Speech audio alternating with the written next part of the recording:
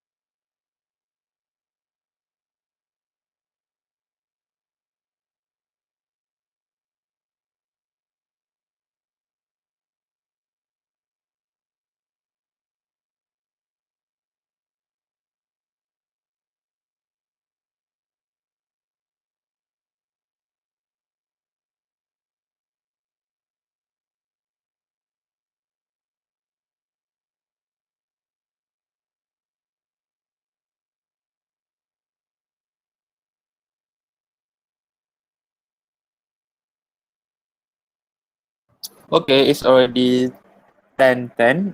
11:10. So, I will start. Okay, apa yang kita dapat tengok hari ini adalah, okay, there are 8 elements. 3 elements silicon, magnesium, and phosphorus. Okay, apa yang kita dapat tengok adalah the similarities is there are 2 similarities. Okay, the element symbol for these three groups. Okay, and then the proton number. For example, in silicon, there are 14, okay, magnesium is 12, and phosphorus is 15. But the difference, you can see the nucleon number. Okay, so what can we conclude from this symbol or the differences? Okay, I read the chat, okay. Franklin said proton number same, isotope mean, so nucleon number different, yes, the nucleon number is different. So, the nuclear number is different. Okay, so apa yang berbeza lagi dalam tu? You have to do some calculations. Siapa boleh beritahu?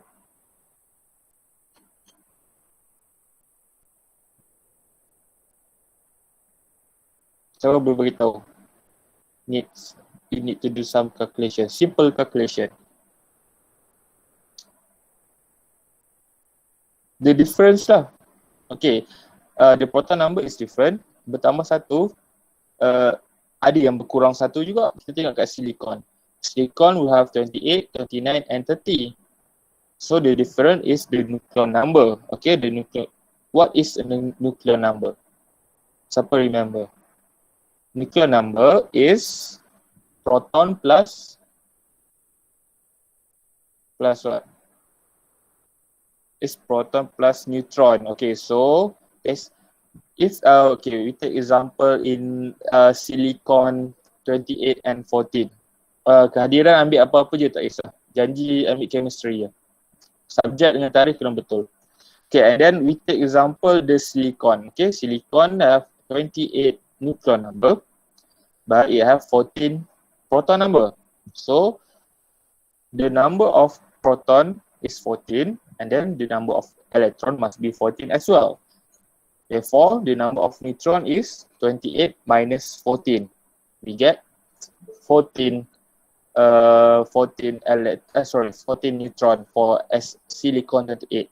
But if we go to the next silicon 29 and silicon 39, the proton number and the electron number is still the same, 14. But the nucleon number is different. Therefore, the difference between silicon 28 and silicon 29 is silicon 39 has one extra neutron. That's why the nucleon number is different. Same as well with silicon 30.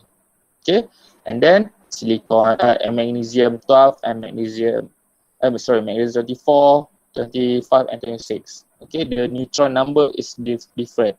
Since the neutron number is different, the mass of the element also will be different. Okay, sebab we take the neutron number as the relative atomic mass. Okay, so what are we going to learn today? Okay, this is, last night, Alan asked me, Alan tak ada dalam kelas ni, but Alan asked me, because you learn the periodic table, what happens when atoms of the same element have the same, element, okay, not the different atoms. This is atom for the same element, silicon, for the 3 silicon. Atom of the same element have the same number of protons but different number of neutrons. And then we can get isotopes. Okay, if this the number of protons is the same but the electron is different, we will get ion, ion. Okay, but if the proton number is the same, the electron number also the same, but the neutron or the nuclear number is different, can be +1 or +2 or -2. Okay, we get isotopes. This is isotopes. Isotope is the same atoms of the same element, but with the same number of protons, but different numbers of neutrons and nuclear numbers. Okay, so a little bit confusing. Okay, no worry, pelan-pelan ni. Okay, we go to this name.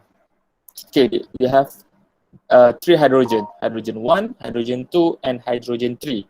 Okay, this is how we write isotope. Dia akan ada 2 cara, 2 ways to write isotope. Okay, for example, the first method is we write the element name.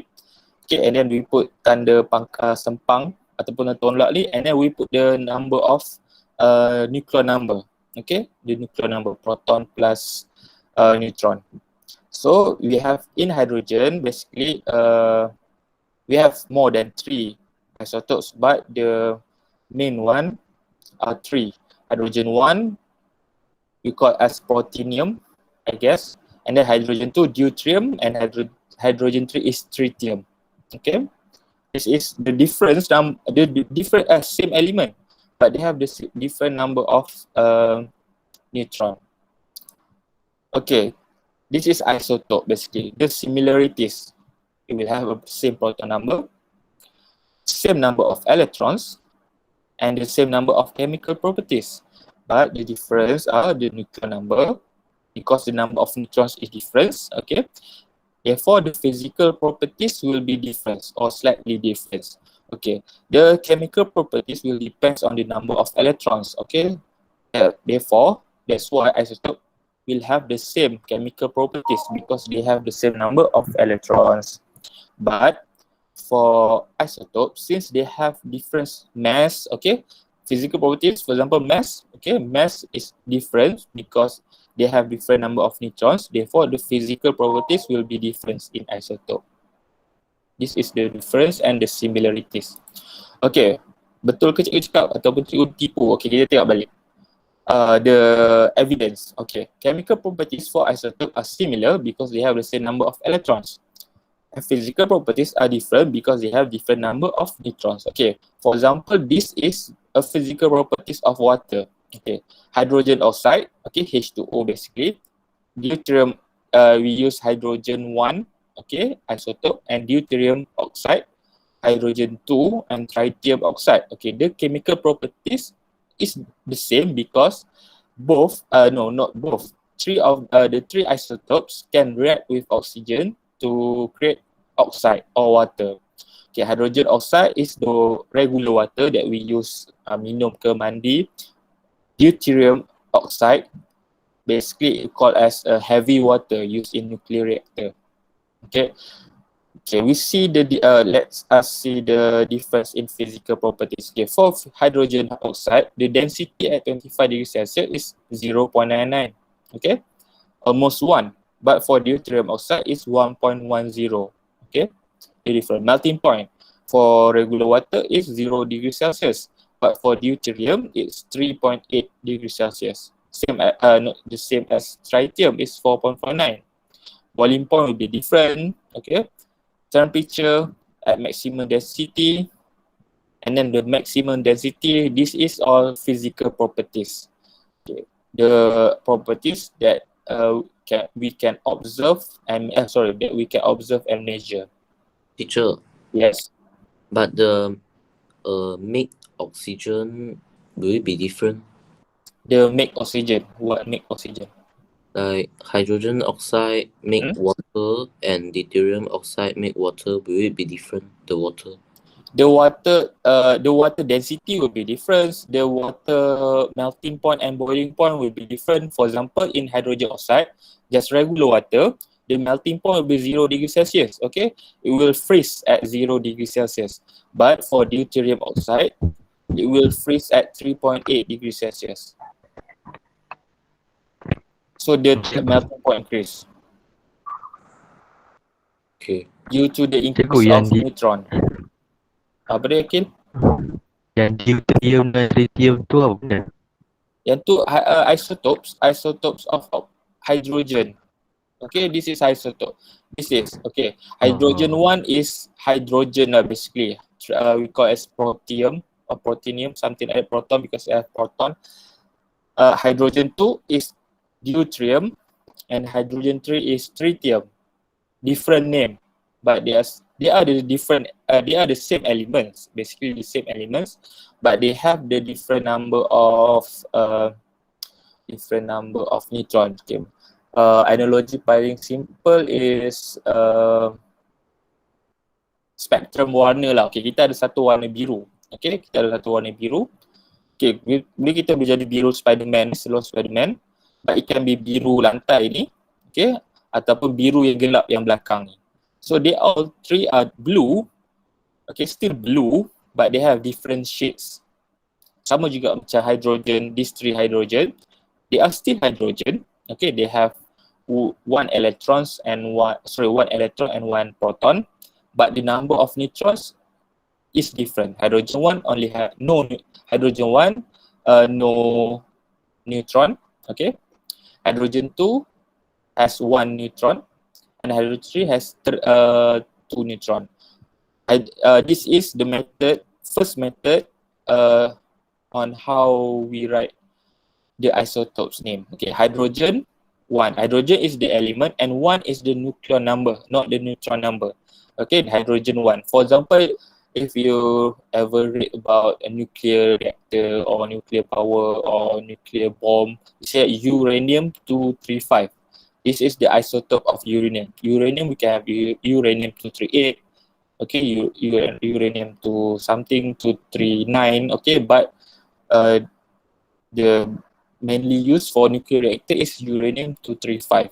Because 235, it means that the nuclear number for the uranium is 235. The electrons and the proton will be the same as others uranium, okay, but the neutron will be different. And the mass will be different as well, because the nuclear number is also the relative atomic mass. Okay, next we go to, the core difference lies in the nucleus. Okay, pun intended. Okay, the core, basically the core is the nucleus. Okay, we see the hydrogen 1. Okay, in hydrogen 1, in the nucleus, we only have 1 proton.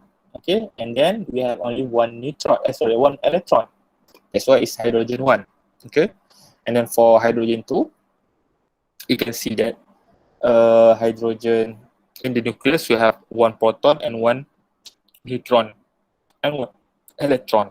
So the nuclear number will be 2 because the nuclear number is the proton number plus the neutron number. And for hydrogen 3, we have 2 neutron and 1 proton, but still 1 electron. Okay, because it's hydrogen 3. So the difference, since the neutron are different, the physical properties will be different. Okay,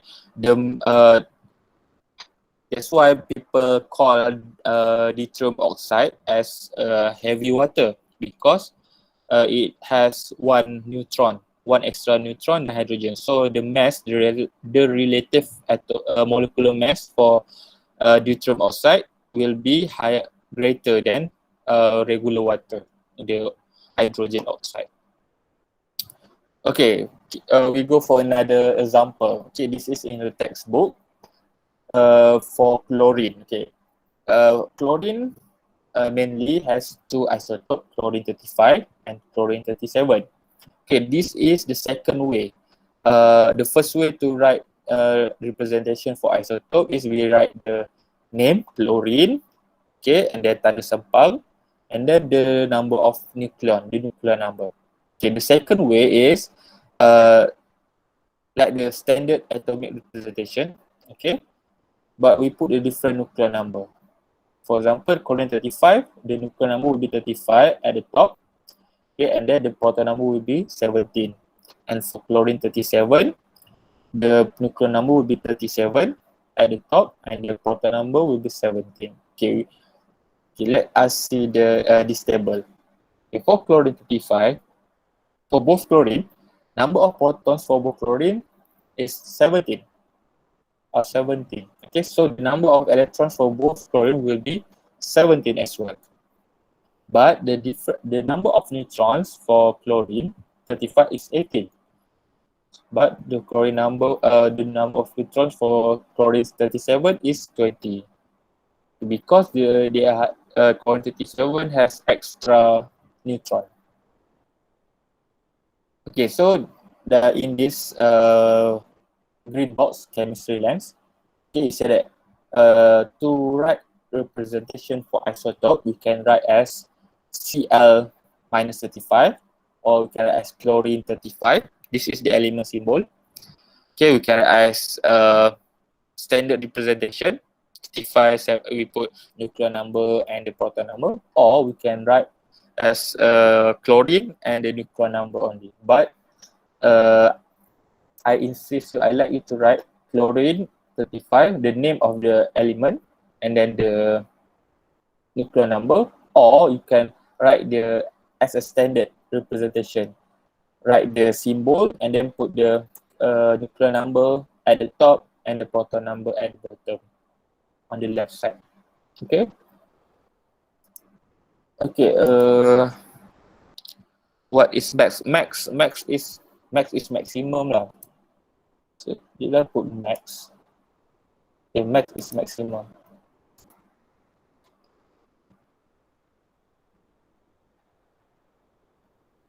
Oh, don't worry. I will give the slides after this lesson. Okay, don't worry. Okay. Next, we go to second part, which is the abundance.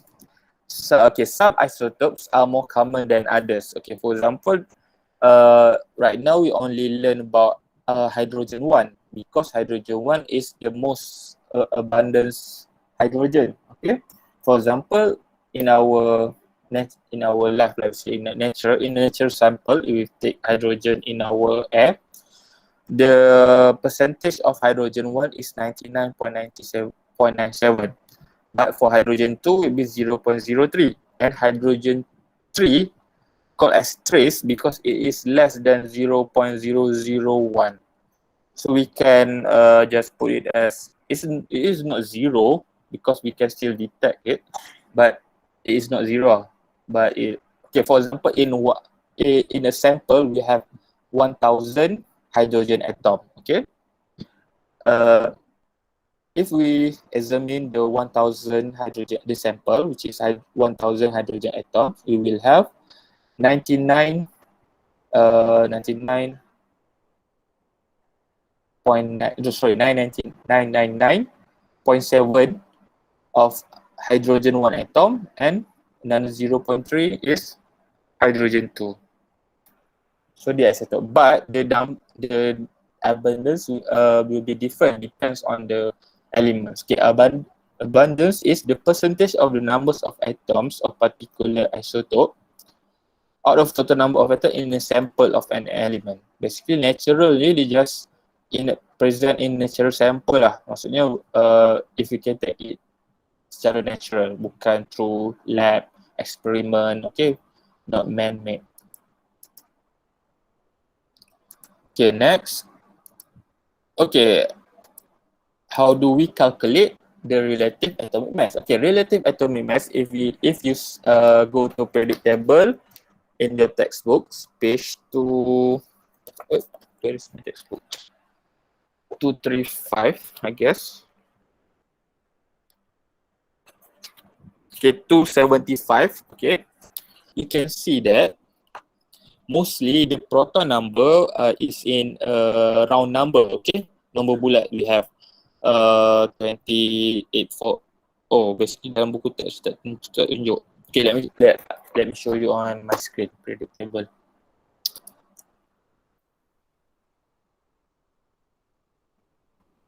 Okay, can see this is a periodic table. Okay, if we can, if you see this, okay, basically the top is the proton number.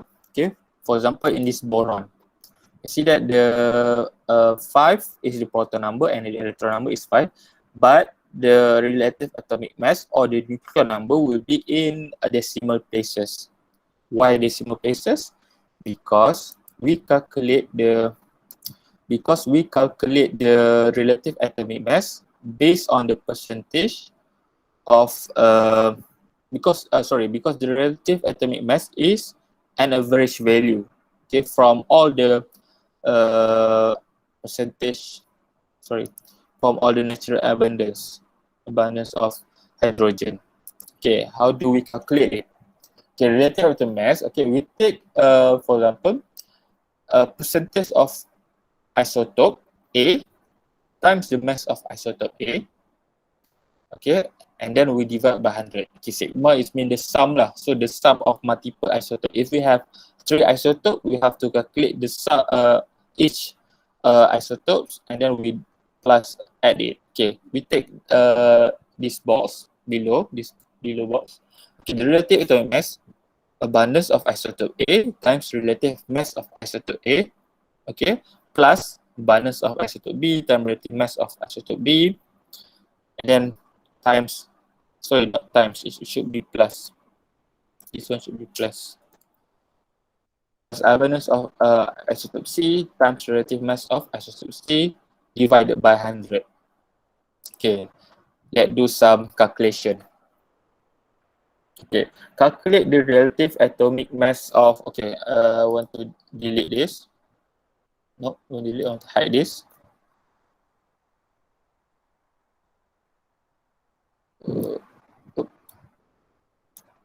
Okay, I need you to try.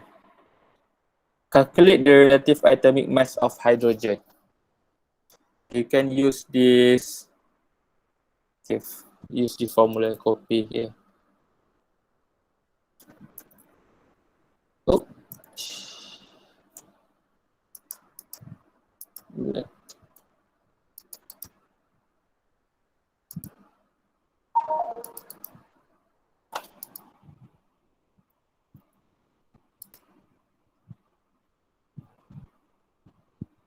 Why?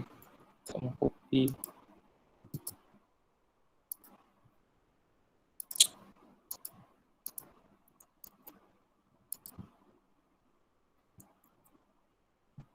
Wait.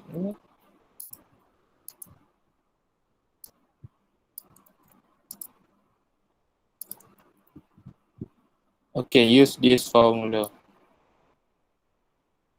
Basically, we just want to calculate the average. Okay, try this. Okay, calculate the relative atomic mass of a hydrogen. I give you 2 minutes lah. Naturally it can be on Earth or through cosmos. Naturally maksudnya semula jadilah, it can be anywhere.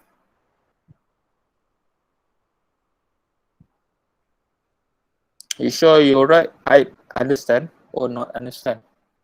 Okay, calculate first. Okay, we do it first. Okay, hydrogen 1 minus 0. Okay, hydrogen 1. Okay, it means that ada hydrogen 1. Cikgu kalau trace. Okay, trace tu kita darab, tak payah darab, kita abaikan.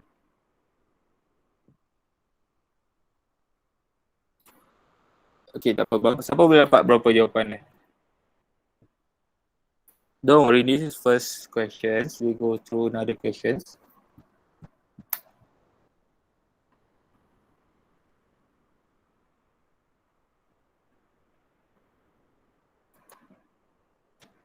Okay, 1 minit lagi. Siapa boleh jawab?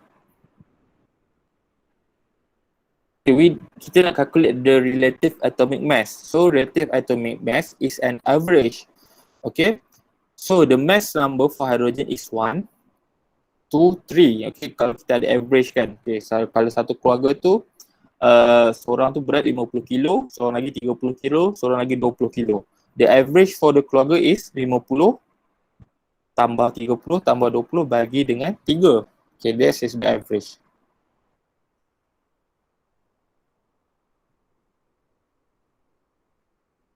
Teacher, what is trace? Trace basically it can only detect the particles, okay, but it cannot determine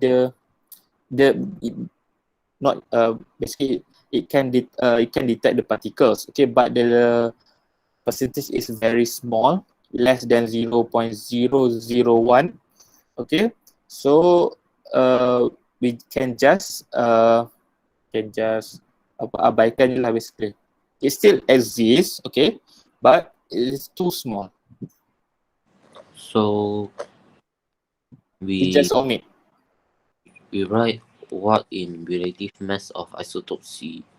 You can just omit lah, abaikan. So you can just calculate 1 and 2 only.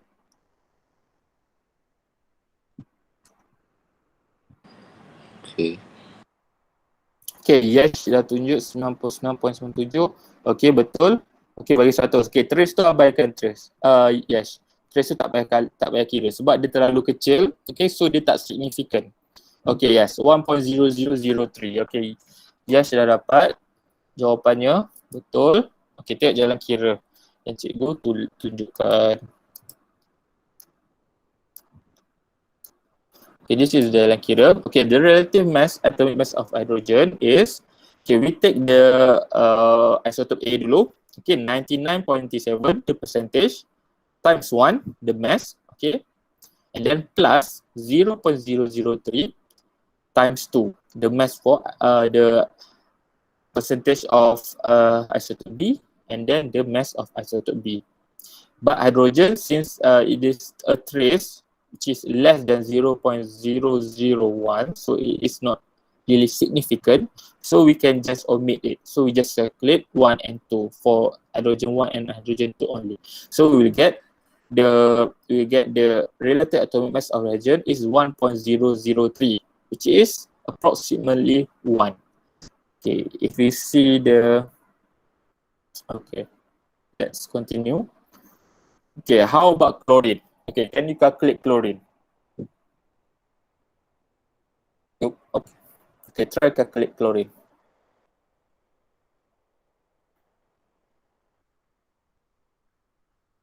.003. It's not. Should be 1.003. Let me check first. 1.003. Okay, do this. Do the chlorine.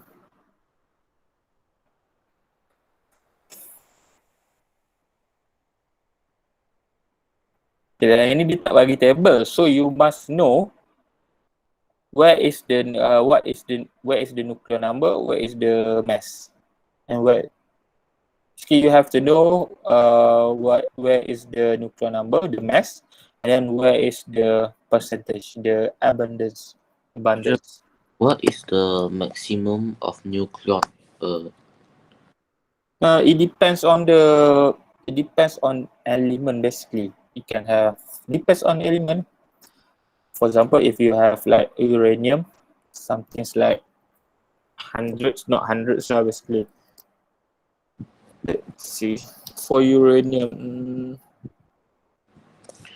For chlorine, doesn't have 1. does it have 1?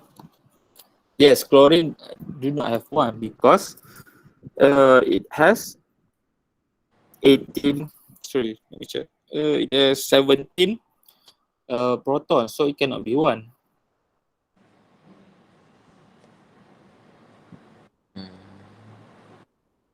Did you understand? Okay, hydrogen, this table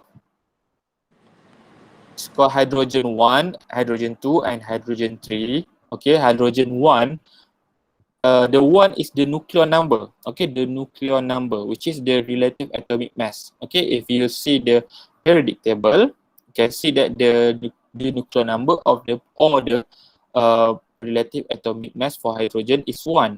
Okay, so this is the nuclear number. Hydrogen 1 has 1 nuclear number. Hydrogen 2 we have 2. Hydrogen 3 we have 3. Okay, the difference is the number of neutrons. Hydrogen 2 will have 1 neutron. Okay, so nuclear number is proton plus neutron. So 1 plus 1, 1 proton plus 1 neutron will be 2. So the nuclear number will be 2. For hydrogen, we have 1 proton and 2 neutron. 1 proton plus 2 neutron, we have 3 nuclear number. But for chlorine, okay, chlorine will have 17 proton. Okay, 17 proton. And then we will have 35 or 37. So chlorine only have 35 and 37. Yes, cannot have 1. Cannot have 1. 35 chlorine, or But if chlorine 35 already take 75% and chlorine 37 already take 25%, then then we have to calculate the relative atomic mass. The relative atomic mass is the average mass for the isotopes. Okay, we have 2 isotopes in chlorine, 35 and 37. Okay, so we have to calculate the average mass of the chlorine. So what about chlorine 36? It is in trace. Maybe trace. Let me check. We have chlorine 36. Okay. Okay, we have chlorine 36. Okay, but the natural abundance is 7 times to 10 minus 13%. So it's very, very small. So it is not significant in our relative atomic mass. It still exists, but if we calculate it, it is still it's not very significant lah, because the decimal place is very big, 13 decimal place. Okay, what is the formula? Formula di dalam buku teks. Page. Basically calculate average je. Page 37. Okay, cepat calculate ni. 35.5, yes. Yes. Okay, macam mana nak tulis dia punya jalan kira? Okay, basically, macam mana nak tulis jalan kira ialah, let me put, okay, relative atomic mass of, okay, kita calculate first. What is the abundance of chlorine 35? Is 75. Okay, times the mass, which is the nuclear number 35. Okay, and we plus 35% of chlorine 37 times 37, and we divide it by 100, and we get 35.5. That's all. Dia cara kesenang apa dia? Bahagi 100 bukan darab. Oh, sorry, bagi 100. Sorry. Should be bagi 100. Sebab apa? Sebab percentage ni. Kita ada percentage. Kalau kita guna 0.75 or 0.25, kita tak perlu bahagi dengan 100. Okay, sebab 100 ni sebab senang. Sebab dah kita apa? Pakai 75 ni. Alright, next. Okay, ni soalan yang mencabar sikit. Okay, an element X consists of 2 naturally occurring isotopes with nuclear number 55 and 56. So, disuruh calculate apa? What is the percentage abundance of both of its isotopes? Okay, ni dia bukan suruh cari, tadi kita belajar cari relative atomic mass. Okay, yang ni relative atomic mass dia dah bagi. Okay, tapi dia suruh cari nuclear number dia dah bagi. 55 and 56, tapi dia suruh cari yang percentage ni, macam yang ni.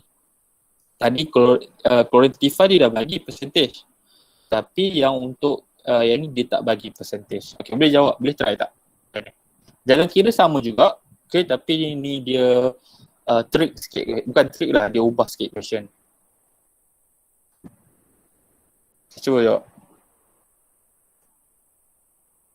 Mas Isha lupa divide by 100. Should be divide. Okay, try jawab soalan ni.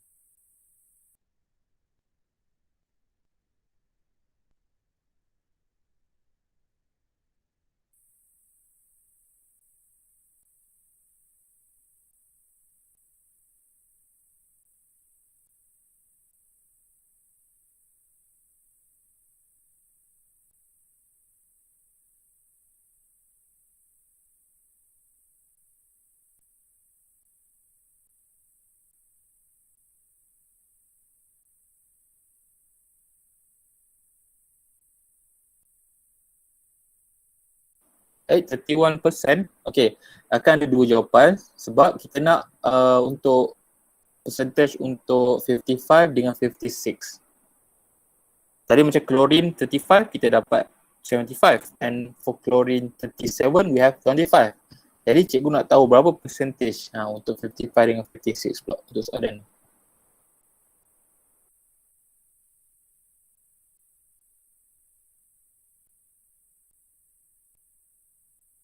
Anyone yang dapat nak try lagi? Betul jawapan 0.503 should be in percentage.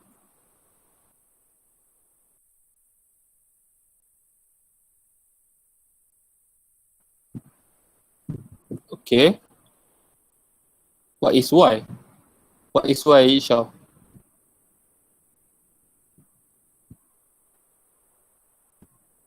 What is Y? What is X? You should write, yes, 46. Okay, let me check. Okay, let me show you the jalan kira, okay. Isha dah dapat dah jawapan dia, okay. The natural occurring, okay. So, the solution is, okay, first, okay, we must assume the percentage of abundance of isotope 55 is equal to A. Unknown lah, can be another, any unknowns, A%. Okay. Therefore, the percentage abundance of isotope 56 must be 100 minus A. Because soalan ni cakap dua isotope saja. So, the total of percentage of all isotope must be 100.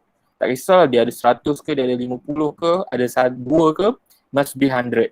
Macam chlorine tadi tu, okay, chlorine tadi, let me see, okay, chlorine 75 plus 25 must be 100. Okay, macam hydrogen tadi tu, hydrogen, okay, 99.7 plus 0.03 akan jadi 100. Okay, next, okay, the relative atomic mass of X is 55.8. So kita buat balik formula tadi tu, guna formula yang sama, relative atomic mass ni. So apa yang kita akan dapat adalah 55.8 sama dengan 55 ni isotop A, 55 mass dia 55 darab A plus 56 the best, darab $100 A, bagi 100. Okay, bila kita substitute semua, kita akan dapat A sama dengan 20, which is the 20%. Ya, cuba bersin. Tak jadi. Alright. Okay, so the percentage abundance of isotope with nuclear number 55 is 20%. Okay, 55 is 20%. And the percentage abundance of isotope 56 is 100 minus 20, which is 80%. Okay, yes. Note, bukan 55.8. Okay, 55.8 tu bukan. Should be 55 times A, 56 times 100 minus A bagi 100. 55.8 tu adalah relative atomic mass yang kita dah dapat. So kalau kita kira balik, okay, kalau kita kira,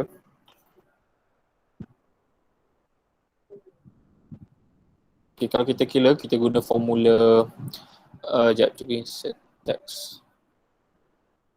Okay, kalau kita kira formula guna relative atomic mass kan, kita nak cari relative atomic mass.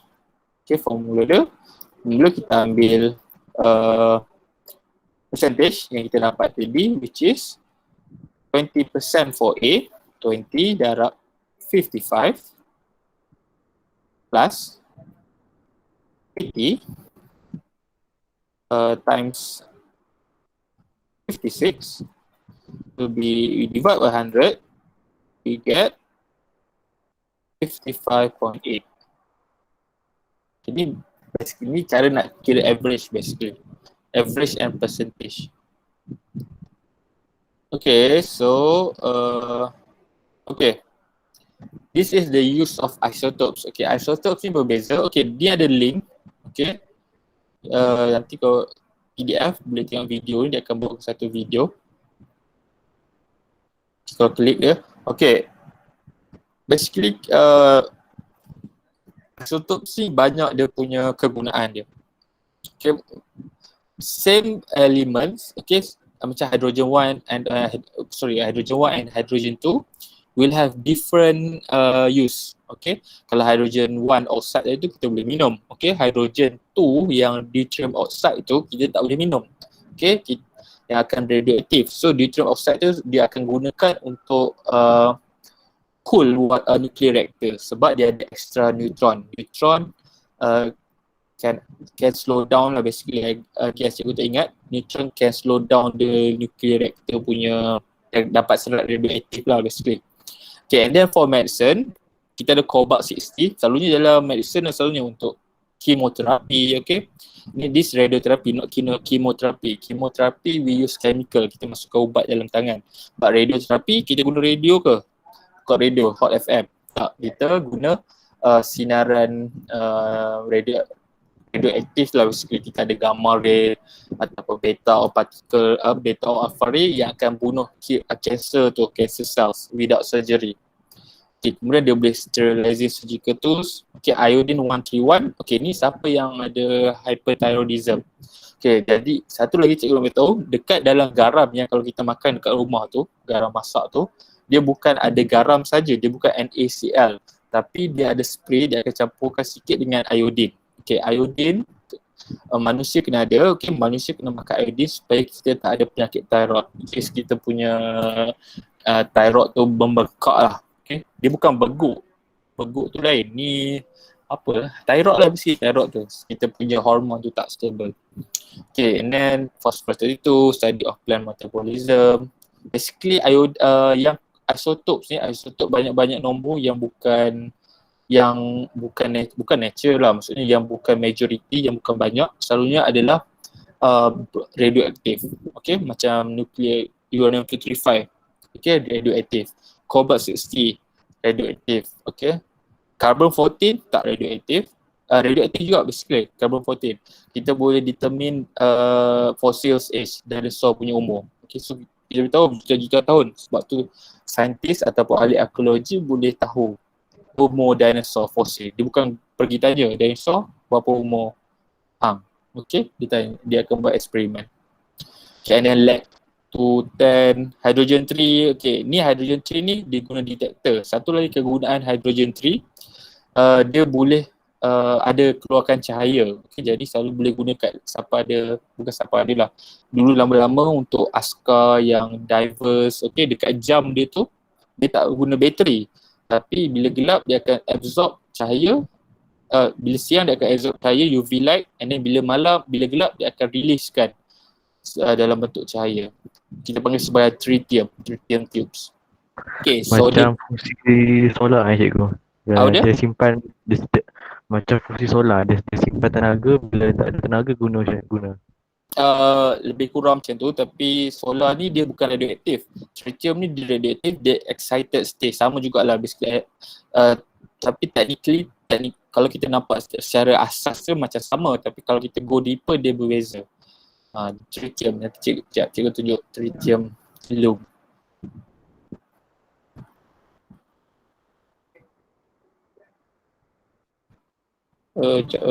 Dia ada gas basically. Okay, macam jam. Okay, kita tengok dekat sini. Okay, kalau kat gambar ni. Okay, jam ni dia tak pakai bateri, okay. Tak ada bateri pun, dia mechanical wash. Tapi yang berlampu ni disebabkan dalam ni ada gas tube. Okay, kecil je, tak besar pun gas tube. Tak banyak pun. Bila dia siang, dia akan serap cahaya matahari. Okay. Bukan cahaya matahari, UV light lah basically. And then bila gelap, dia akan releasekan cahaya tersebut. So kegunaan isotopes. Okay. Oh. Cikgu Bahaya tak cikgu? Sekejap. Radioaktif lah basically. Tritium ni cikgu tak pasti dia radioaktif ke tak. Sekejap.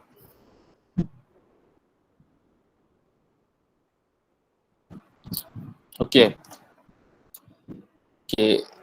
Sebelum kita habis kelas hari ni, okay, cikgu ada 2 kerja. Okay. Okay. First ni cikgu ingatkan sempat, okay, untuk kita buat aktiviti dalam kelas. Okay, tak sempat sebab ada 11.55. Okay, therefore cikgu jadikan ni sebagai homework jugalah. Okay, classwork Test Yourself 2.4 ni.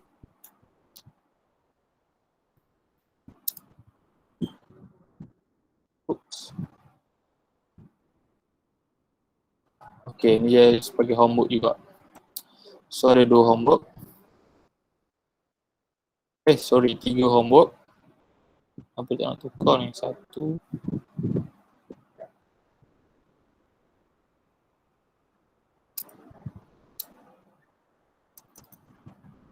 Okay. Nanti tulis jawapan saja. Okay. Jawab dekat hantar dekat Google Classroom.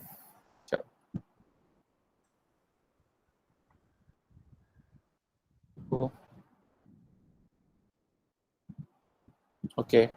Kat sini cikgu dah post dekat sini. Sekejap. Classwork.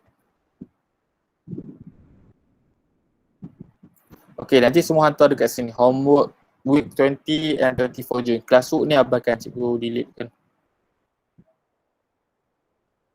Okay, nanti slides cikgu akan post dekat GC sekali dengan recording kalau dah dapat. Tapi cikgu akan post slides dulu lah. Okay. And then text hantar je, cikgu dah letak template, isi je dalam tu. Okay, and then ni je classwork. Hantar deadline before midnight lah, 27 je, before our next class, next week. Okay. Ada apa soalan tak sebelum kita habiskan kelas ni, tamatkan kelas ni? Ada soalan?